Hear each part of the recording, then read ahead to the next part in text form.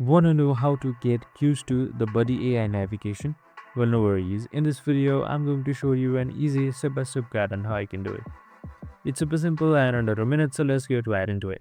Now, first, just simply open up your Buddy AI application, and once you have signed in and once you have cleared out all tutorials, you should be under this interface right here. The navigating is super simple.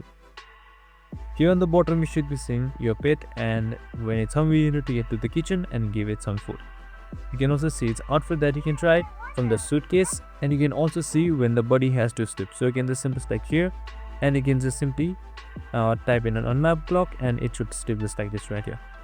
And again, just simply wake it up by selecting back, and here you go, it should be broken up.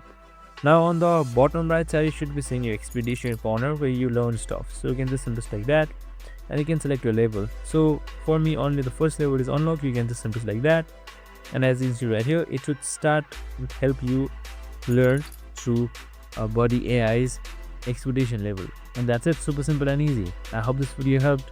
If it did, make sure to like, subscribe, and tune in with us for more of these videos. See you in the next one.